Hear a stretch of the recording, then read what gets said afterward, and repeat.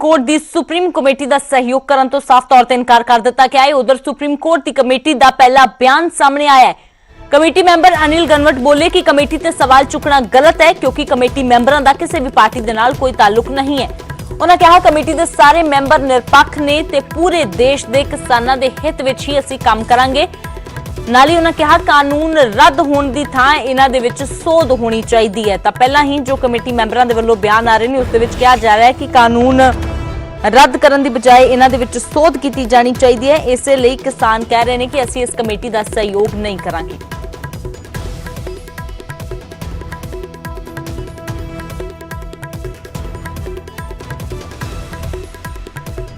इस दरमियान तो ये आंदोलन कहीं तो रुकना चाहिए और किसानों के हित में एक कानून बनना चाहिए। किसानों की जो मांग है कि ये नए कानून किसानों के हित में नहीं है वो रद्द करे, लेकिन रद्द करने के बजाय उसमें संशोधन होना चाहिए, ये हमारी भी मांग रही है पहले से। तो अभी सुप्रीम कोर्ट ने इसमें इंटरवेंशन करके उसको स्टे दिया है। वो कितने दिनों तक दिया है कि उसका ये कार्यकाल मुझे मालूम नहीं है, लेकिन इस दरमियान जो आंदोलक किसान नेता है उन्होंने कमेटी के साथ सहकार्य करके चर्चा करके उनकी बात रखनी चाहिए और फिर जो रिपोर्ट तैयार होगी उसमें उन लोगों को भी न्याय मिलेगा जो आज रास्ते पे बैठे हैं, उनको भी न्याय मिलेगा। कुछ किसान फ्रीडम चाहते हैं उनको भी फ्रीडम मिलेगा और एक तरीके से पूरे देश के किसानों को इसमें न्याय मिलेगा, उनकी उन्नति होगी, उनकी आय बढ़ेगी। इसकी दिशा में एक रिपोर्ट कमेटी तैयार करके सरकार को पेश।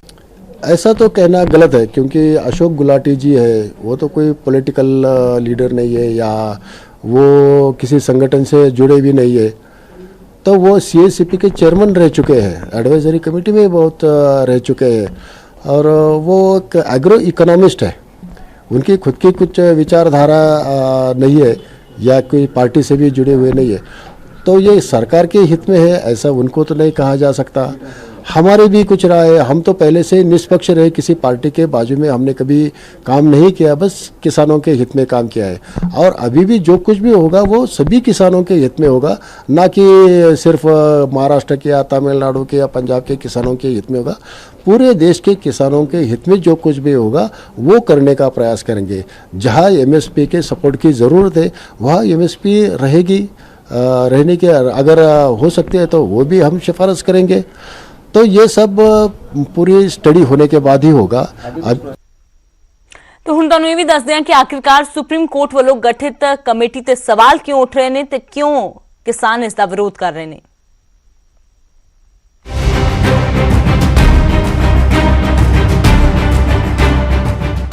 सुप्रीम कोर्ट ने खेती कानूनों को होल्ड करने का हुक्म सुनाते हुए एक 4 मैंबरी कमेटी का गठन किया जो इस मसले को सुलझाउण दे विच मदद करेगी। 4 मैंबरी कमेटी दे विच डॉक्टर अशोक गुलाटी, प्रमोद कुमार जोशी, किसान आगू भुपिंदर सिंह मान ते अनिल धनवत शामिल ने।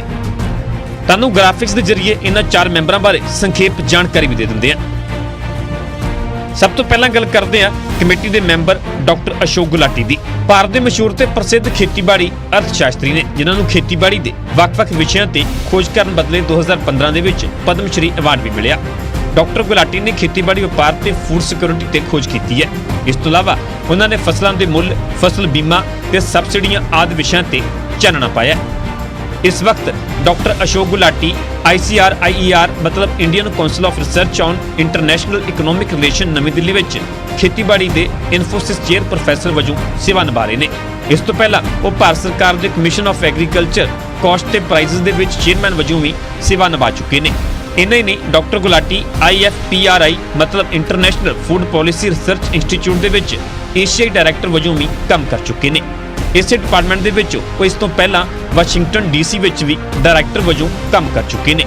इन्हां अहुदियां तो इलावा वो institute of economic growth university enclave Delhi दे विच नाबार्ड चेयर प्रोफैसर ते एग्रीकल्चर एंड रूरल डेवलपमेंट दे NCAER दे विच डायरैक्टर वजों भी सेवा निभा चुके हैं।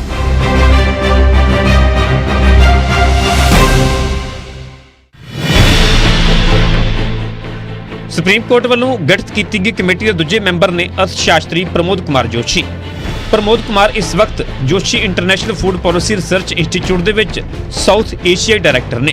ਉਹ ਇਸੇ ਡਿਪਾਰਟਮੈਂਟ ਦੇ ਵਿੱਚ ਸਾਊਥ ਏਸ਼ੀਆਈ ਕੋਆਰਡੀਨੇਟਰ ਵੀ ਰਹਿ ਚੁੱਕੇ ਨੇ।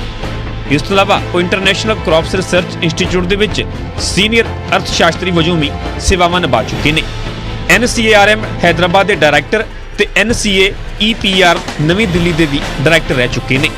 ਇਨ੍ਹਾਂ ਅਹੁਦਿਆਂ ਤੋਂ ਇਲਾਵਾ ਉਹ Indian society of agriculture economic ਦੇ ਪ੍ਰਧਾਨ ਵਜੋਂ ਵੀ ਸੇਵਾ ਨਿਭਾ ਚੁੱਕੇ ਨੇ। ਇਸ ਤੋਂ ਇਲਾਵਾ ਉਹਨਾਂ ਨੂੰ ਸਾਰਕ ਐਗਰੀਕਲਚਰ ਸੈਂਟਰ ਦੇ ਬੋਰਡ ਦੇ ਵਿੱਚ ਵੀ ਚੇਅਰਮੈਨ ਚੁਣਿਆ ਗਿਆ ਸੀ। ਪ੍ਰਮੋਦ ਕੁਮਾਰ ਜੋਸ਼ੀ ਨੇ ਮਨੁੱਖੀ ਅਧਿਕਾਰ ਕਮਿਸ਼ਨ ਦੇ ਰਾਈਟ ਟੂ ਫੂਡ ਦੇ ਲਈ ਵੀ ਕੰਮ ਕੀਤਾ ਹੈ। ਪ੍ਰਮੋਦ ਕੁਮਾਰ ਜੋਸ਼ੀ ਨੇ ਖੇਤੀਬਾੜੀ, ਅਰਥ ਸ਼ਾਸਤਰ ਤੇ ਸਮਾਜ ਵਿਗਿਆਨ ਦੇ ਵਿੱਚ ਯੋਗਦਾਨ ਪਾਇਆ। ਇਸ ਬਦਲੇ ਉਹਨਾਂ ਨੂੰ ਕਈ ਐਵਾਰਡ ਵੀ ਮਿਲ ਚੁੱਕੇ ਨੇ।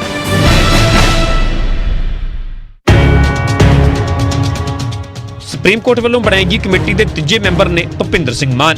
ਪੰਜਾਬ ਦੇ ਬਟਾਲਾ ਇਲਾਕੇ ਦੇ ਰਹਿਣ ਵਾਲੇ ਭੁਪਿੰਦਰ ਸਿੰਘ ਮਾਨ ਭਾਰਤੀ ਕਿਸਾਨ ਯੂਨੀਅਨ ਦੇ ਪ੍ਰਧਾਨ ਨੇ। 1995 ਦੇ ਵਿੱਚ ਉਹਨਾਂ ਨੂੰ ਮੈਂਬਰ ਰਾਜ ਸਭਾ ਵਜੋਂ ਚੁਣਿਆ ਗਿਆ ਸੀ। ਕਿਸਾਨਾਂ ਲਈ ਲਹਿਰ ਚਲਾਉਣ ਬਦਲੇ ਉਹਨਾਂ ਨੂੰ ਰਾਜ ਸਭਾ ਮੈਂਬਰ ਚੁਣਿਆ ਗਿਆ। ਇਸ ਤੋਂ ਇਲਾਵਾ ਉਹ ਆਲ ਇੰਡੀਆ ਕਿਸਾਨ ਕੋਆਰਡੀਨੇਸ਼ਨ ਕਮੇਟੀ ਦੇ ਚੇਅਰਮੈਨ ਵੀ ਰਹਿ ਚੁੱਕੇ ਨੇ। ਕਿਸਾਨਾਂ ਦੀਆਂ ਮੰਗਾਂ ਦੇ ਲਈ 1997 ਦੇ ਵਿੱਚ ਕਿਸਾਨਾਂ ਦੇ ਨਾਲ ਵਾਘਾ ਬਾਰਡਰ ਤੱਕ ਮਾਰਚ ਕੱਢਿਆ ਤੇ ਪਾਕਿਸਤਾਨ ਦੇ ਜ਼ਰੀਏ ਮੁਫਤ ਵਪਾਰਕ ਰਸਤਾ ਕੱਢਣ ਦੀ ਮੰਗ ਕੀਤੀ ਗਈ ਸੀ। ਸੁਪਰੀਮ ਕੋਰਟ ਵੱਲੋਂ ਗਠਿਤ ਕੀਤੀ ਗਈ ਕਮੇਟੀ ਦੇ ਚੌਥੇ ਮੈਂਬਰ ਨੇ ਅਨਿਲ ਧਨਵਤ। ਅਨਿਲ ਧਨਵਤ ਸ਼ੇਤਕਾਰੀ ਸੰਗਠਨ ਦੇ ਪ੍ਰਧਾਨ ਨੇ।